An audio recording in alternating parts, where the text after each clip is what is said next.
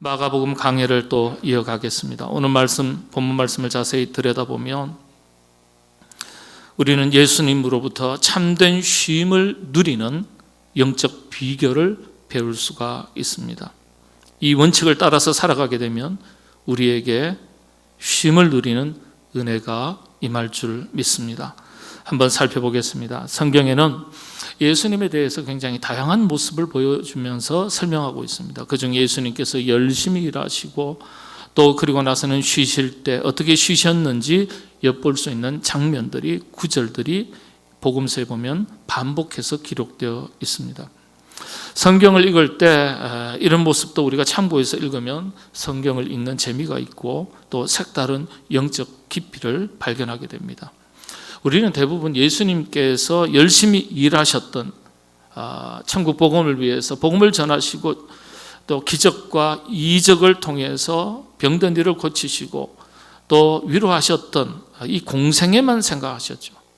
그리고 또 십자가의 삶만 우리가 집중해서 생각할 때가 많았습니다. 그런데 쉬는 모습에 대해서는 그렇게 주목하지를 못했습니다. 우리가 예수님을 바라볼 때 전지전능하신 하나님의 아들로서 예수님의 모습만 보고 만나게 되면 감동이 별로 없을 것이다, 그렇게 말합니다. 물론 감동은 있지만은 처음에만 감동하지 부담스럽고 멀리 있는 분으로 느껴지기가 쉬웠을 것이다, 그렇게 말하는 성사학자들이 상당히 많습니다. 우리가 예수님을 만나면서 감동하는 것은요, 궁중에 사시는, 왕궁에 계시는 예수님이 아니라 우리하고 똑같이 희노애락, 똑같이 먹고 마시면서 동거동락하시면서 생활하시면서 때로는 아파하시고 괴로워하시고 눈물도 흘리시고 때로는 화도 내시고 함께 울고 웃고 하셨던 예수님의 인간적인 모습, 인간 예수님을 보면서 감동받는 것이다, 그렇게 말하기도 합니다. 아무튼 인간 예수로서 예수님께서 하나님의 나라를 위해서 천국 복음을 열심히 전하시고 그리고 나서는요, 쉬실 때는 어떻게 쉬셨을까, 우리가 이제 생각해 볼 수 있지 않습니까? 근데 사복음서에 파편처럼 조금씩 언급된 성경 구절이 있어요. 엿볼 수 있는 성경 구절들이 있습니다. 예수님은 어떻게 쉬셨을까 한번 살펴보겠습니다. 부분적으로 잠깐 한번 다룬 적이 있습니다만은 오늘 이제 마가복음서 강의하는 순서대로 나가기 때문에 제가 여기에 지난번에 다루지 않았던 부분에 대해서도 포함해서 다시 한번 다루도록 하겠습니다. 오늘 본문을 보면 제자들이 하나님 나라 복음을 열심히 전한 뒤에 예수님께 돌아와서 예수님한테 보고 드리는 장면입니다. 예수님 어떤 동네 가니까요, 아이고 그 동네를 가면 안 되겠더라고요. 돌로 우리를 치려고 그러더라고요. 그래서 그냥 오래 있지 못하고 발길 돌려서 다른 곳에 갔는데 그곳에는 사람들이 참 마음이 너그러워서 그런지 인심이 좋아서 그런지 잘 들어주더라고요. 아무튼 하루 종일 뺑뺑이 돌고 이렇게 돌아왔는데 참 좀 힘이 드네요. 예. 아마 이렇게 저렇게 우리가 상상력을 동원해서 그렇게 보고할 수 있겠죠. 근데 30절에 보면은 사도들이 예수께 모여 자기들이 행한 것과 가르친 것을 낱낱이 보고하니 고하니, 자세히 말씀드렸다는 뜻이에요. 이렇게 보고를 드리니까 피곤하고 지쳤을 제자들에게 예수님께서 하신 말씀이 그 다음 구절입니다. 이르시되 너희는 따로 한적한 곳에 가서 잠깐 쉬어라 하시니, 그랬습니다. 여기서 우리가 주목해야 될 단어가 네 단어가 있습니다. 네 가지 기준을 가지고 쉬도록 일러주신 거예요. 자, 한번 살펴보겠습니다. 첫 번째, 31절에 너희는, 첫 번째 단어가 뭐죠? 따로 그랬습니다. 따로. 이게 뭘까요? 우리는 별로 집중하지 않고 깊이 생각하지 않고 그냥 쉽게 읽을 수 있는 그런 구절이죠. 너희는 따로 한적한 곳에, 그랬어요. 그런데 이 단어가 예수님의 메시지가 담겨져 있는 단어입니다. 성경의 언어라는 것은 한 단어도 그냥 기록되지 않습니다. 따로. 원래 원문에는 이디오스 카타 이렇게 되어 있어요. 이디오스 카타. 그런데 우리 한글 성경에서는 따로라고 번역했지만은 원래 직역하면 자신을 위하여 그랬습니다. 이디오스라는 말은 나, 개인, 혼자 이런 뜻이거든요. 이 카타라는 말은 무엇을 위하여, 나를 위하여, 너 자신을 위하여. 베드로라면 베드로 너 자신을 위하여, 너를 위하여, 개인을 위하여, 혼자 이런 뜻입니다. 그러니까 주님의 일을 하다가 지친 제자들에게 아무개 너 자신을 위하여 개인적인 시간을 가져라. 자신을 위하여. 자신과 일 그리고 일하는 것과 쉬는 것을 철저하게 구분지으시고 확실하게 쉬도록 하신 거예요. 너 자신을 위하여 쉬라. 너 자신을 위하여 쉬라. 일하다가 자기를 잃어버리고 일만 하다가 나중에 탈진하게 되면요, 그건 일을 잘한 게 아니라 일을 못한 게 됩니다. 일을 잘하는 기준이 어떤 겁니까? 자기답게 자기다움을 잃지 않고 일을 하는 것이 잘하는 거예요. 자기다움을 잃어버리고 일을 하게 되면요, 나중에 일은 했지만 자기 자신은 망가지는 거예요. 몸이 상하기도 하고 마음이 상하기도 하고, 그렇죠? 관계가 깨어지기도 하고, 가정이 어려움이 생기기도 하고, 신앙생활 자체도 어려움을 겪을 수 있고요. 그러니까 자기다움을 잃지 않고 열심히 일을 하셔야 돼요. 자기의 정체성을 잃어버리지 않고. 우린 그런데 때때로 몸을 상하기도 하고 일하느라고 관계를 잃어버리기도 하고 자기 정체성, 그리스도인 다움을 잃어버리기도 하고 그런 경우가 많이 있습니다. 예를 들어서 한 가정의 아버지인데, 어머니인데, 아버지가 한 가정을 돌보느라 얼마나 수고를 많이 합니까? 그런데 열심히 가족 부양하느라 아주 땀 흘리고 일을 했지만은 아버지로서의 자기 역할을 잃어버리면, 자칫 잘못하면 돈 버는 기계가 되어버리는 겁니다. 돈 버는 기계가. 그런 사람이 의외로 많습니다, 여러분. 없는 것 같지만은요. 그런데 이런 얘기하면 아버지로서는 서운할 수도 있어요. 자식을 위해서 그런 거 중요한지 모르는 줄 아냐고, 맞다고. 그러나 먹고 있고 가정을 건사하기 위해서 애를 쓰는데 결국은 아버지로서의 자기 역할을 잃어버려요. 아버지 다움을 잃어버려요. 어머니 다움을 잃어버려요. 그런 사람이 참 많아요. 그래서 주님의 본문 말씀이 따로 쉬라 하는 건요, 너 자신을 위하여, 자기를 위하여, 자기 다움을 위하여 쉬라, 그런 뜻이 됩니다. 제자들의 주된 일이 천국 복음을 전하는 것인데 누구에게 전하는 것이에요? 사람한테 전하는 거예요. 그래서 사람들 틈바구니 속에서 수많은 사람들을 찾아다니면서 만나는데 정말 피곤한 일이에요. 참 피곤한 일이에요. 여러분, 세상의 일 중에 제일 힘든 일, 피곤한 일이 뭔지 아세요? 사람 상대하는 일이에요. 제일 어려운 일이 사람 다루는 일이에요.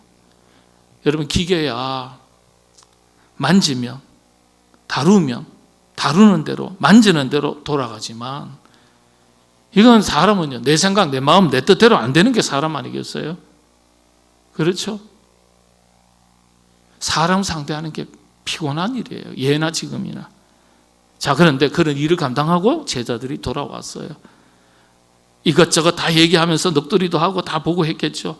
그랬더니 예수님께서 참 멋진 말씀을 한마디 하시는 거예요. 고생했다. 고생했다. 네 몸부터 챙겨라. 자기를 챙겨라. 쉬어라. 예수님의 아주 인간적인 다정한 모습을 볼 수 있는 겁니다.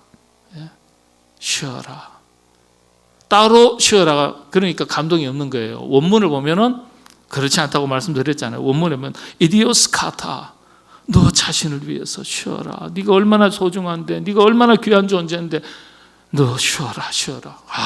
이러면 참 감동이 되죠. 예. 열심히 일하시고 목사님한테 위로받고 싶어서 오셨는데 열심히 일한 당신 더 열심히 일해라.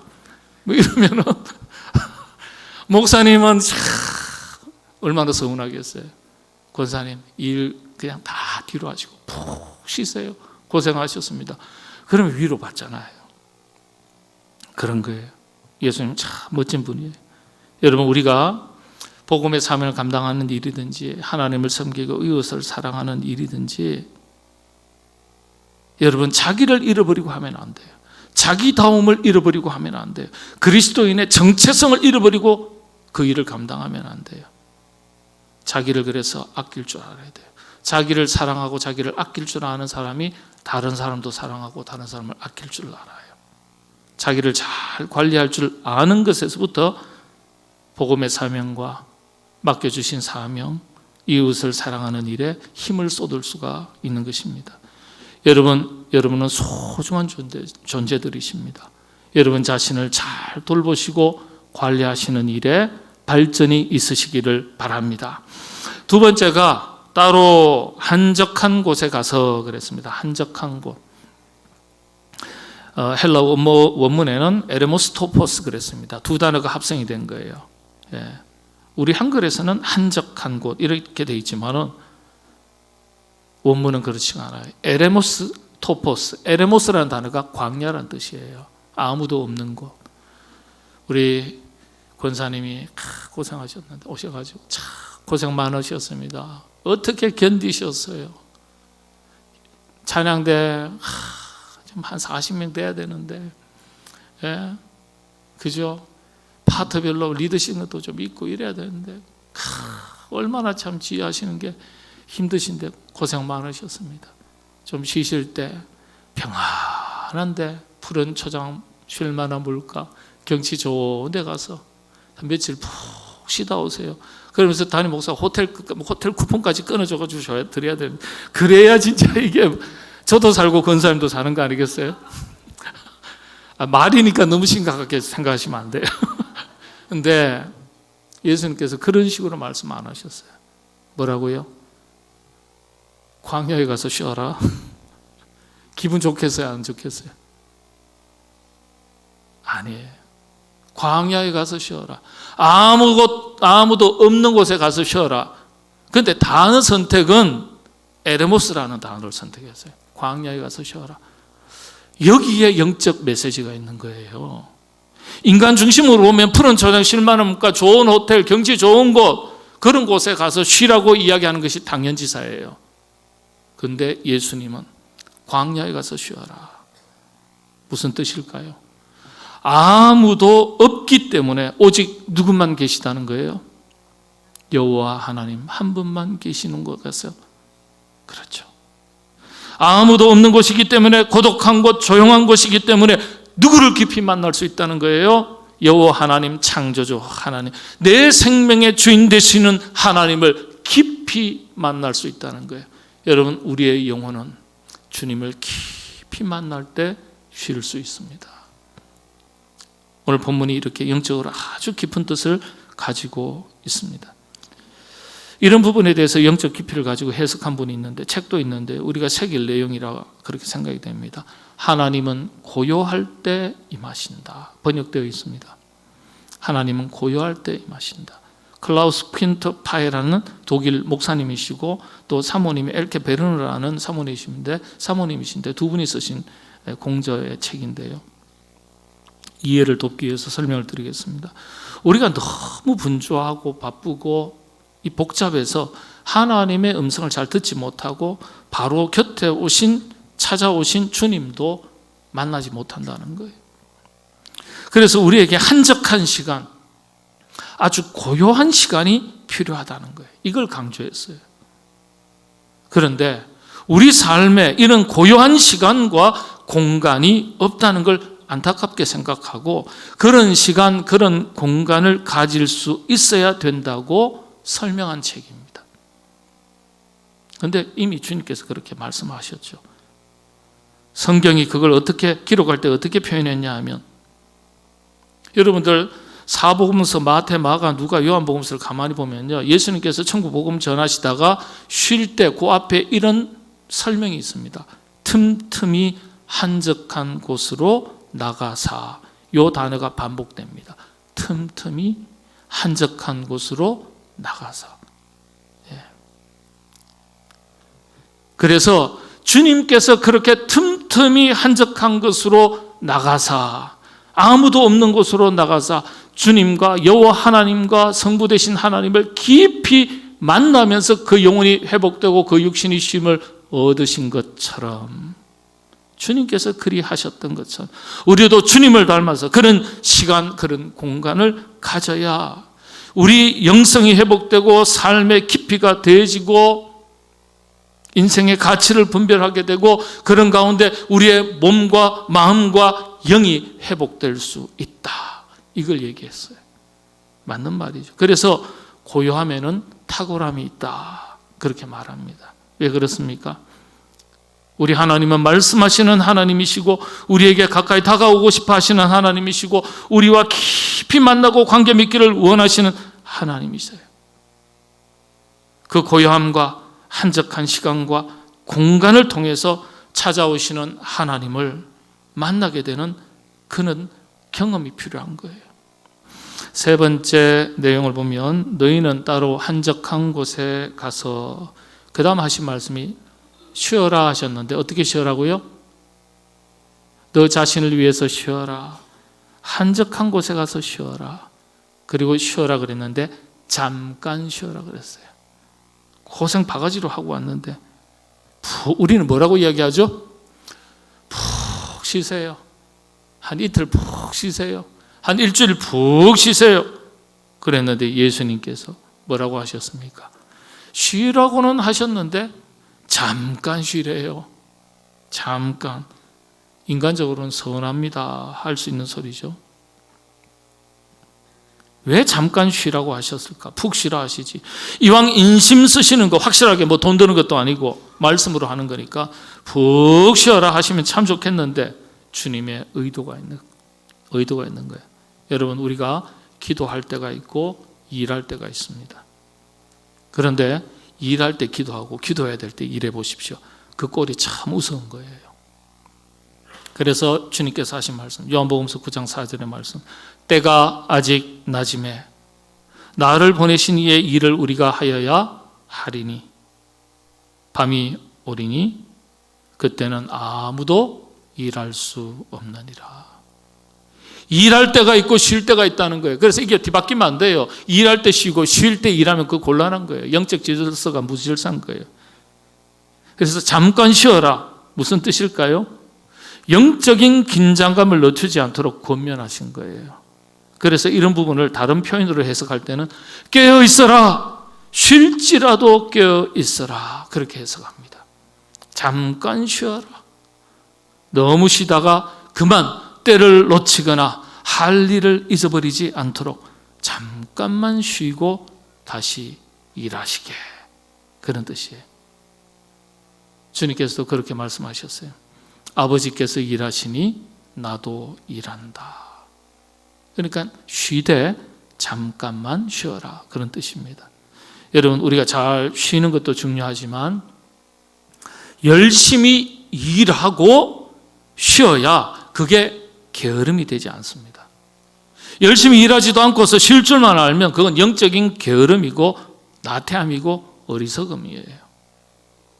각자 우리 스스로 돌아볼 수 있기를 바랍니다. 내 안에 영적인 게으름이 없는지. 나는 사명에는 게으르고 먹고 있고 사는 것에는 열심을 내는 건 아닐까? 직분과 역할과 책임과 의무에는 무감각하고 내 욕심에는, 내 만족에는 민감한 나 자신은 아닌가? 돌아보셔야 돼요. 잠깐 쉬라 했으니까 혹시라도 내 안에 영적인 게으름이 있어서 사명을 놓쳐버리고 맡겨주신 어떤 직분, 역할, 책임은 놓쳐버리고 푹 쉬고 있는 영적인 나태함은 없는지 돌아보고 하나님 앞에서 열심히 일하시고 열심히 쉴 줄도 아는 여러분 다 되시기를 바랍니다. 마지막입니다. 자, 첫 번째 어떻게 해요? 너 자신을 위해서 쉬어라. 한적한 곳에 가서 에레모스 광야로 가서 쉬어라. 그건 하나님을 깊이 만나라는 거예요. 그래야 진짜 쉰다는 거예요. 세 번째는 잠깐 쉬어라. 네 번째는요. 네 번째는 어떻게 해요? 쉬어라예요. 쉬어라. 자, 한문으로는 휴식입니다. 한문으로는. 저는 한문 세대거든요. 예, 한문 열심히 배웠습니다. 근데 제가 한문을 철저하게 배운 기회가 있었어요. 거의 20대 초반 시절에 동사무소에서 아르바이트를 했는데 한자 중에서 어려운 한자가 다 어디에 있는지 아세요? 사람 이름에 있습니다.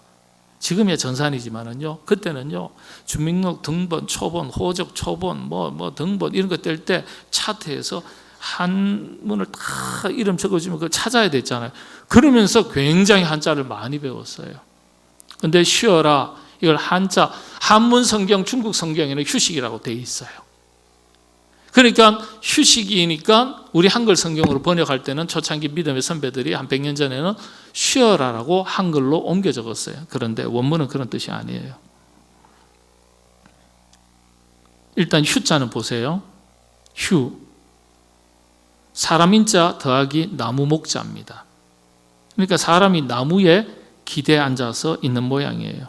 그리고 식자는요, 스스로 자자의 마음심자죠. 마음심자, 자신의 마음을 돌아보는 것. 그래서 휴식이라는 말의 진짜 의미는요, 나무에 기대에 앉아 자기 자신의 마음을 돌아보는 것이 휴식입니다. 예. 이게 한문에 담긴 휴식의 쉼에 대한 의미입니다. 그런데 성경이 말하는 쉼은 어떤 것일까요? 쉬어라, 아나파우오라는 단어를 썼어요. 아나파우오. 근데 아나라는 단어가 하나씩 하나씩이라는 거예요. 그리고 파우오는요, 쉬라는 뜻이 아닙니다. 멈추라는 단어예요. 멈추다, 정지하다, 떠나다라는 단어입니다. 하나씩 멈춰라, 이런 뜻이에요. 이게 원래 이제 예수님의 말씀을 직역하면 하나씩 멈춰라, 그런 뜻이에요. 근데 하나씩 멈추고 쉬는 것인데 뭘 멈추고 떠나라는 거예요? 한때 그런 말이 있었죠. 열심히 일한 당신 떠나라, 그런 말이 있었죠. 오히려 그게 더 정확한 거예요. 하나씩 몸을 돌아보고 자기 정신세계를 돌아보고 신앙세계를 돌아보고 자기 주변을 돌아보고 가정을 돌아보고 인간관계를 돌아보고 자기 자신을 지치게 하고 병들게 하고 나태하게 하고 하나님으로부터 멀어지게 하는 것들을 돌아보라. 그리고 그런 일들을 하나씩 중지해라, 멈춰라, 그런 자리를 떠나라, 벗어나라, 이런 뜻입니다. 하나님을 떠난 인간은 그때부터 고단해진 거예요. 그렇죠? 그래서 주께로 더욱더 가까이 나아가는 것이 쉬는 겁니다. 성 어거스틴의 그 참회록 고백록의 첫 부분에 유명한 말이 있습니다. 오 주님, 주님께서는 당신을 위해 우리를 지으셨으니 저희 마음은 당신 안에서 쉼을 얻기까지 쉼이 결코 없사옵나이다, 그랬어요. 쉼은 구원과 같은 말이죠. 우리가 하나님 안에 거할 때, 본래의 자리로 돌아갈 때, 주께로 더욱더 가까이 갈 때, 그때 비로소 얻고 누리게 되는 상태, 참된 안식과 평안, 쉼을 말하는 겁니다. 영적으로 진정한 거듭남이 없고 하나님 품 안에 거하지 않으면 참된 안식과 평안, 쉼을 누릴 수 없습니다. 그래서 주님께서 뭐라고 말씀하셨습니까? 마지막으로 함께 읽고 말씀을 마치겠습니다. 수고하고 무거운 짐진 자들아, 다 내게로 오라. 내가 너희를 쉬게 하리라. 우리가 참된 안식과 평안을 누리는 영적 법칙을 우리에게 일러 주셨습니다. 주님 품 안에 거하는 것입니다. 주께로 다시 돌아가자. 주께로 날마다 더 가까이 나아가자. 우리 삶의 참된 안식과 평안과 쉼을 누리는 영적인 법칙이자 질서입니다. 이 질서 법칙 잘 지키셔서 이 땅 고단한 세상을 살아가지만 항상 여러분 심령 가운데, 삶 가운데 주님께서 주시는 참된 평안과 안식이 넘치시게 되기를 주님의 이름으로 축복합니다.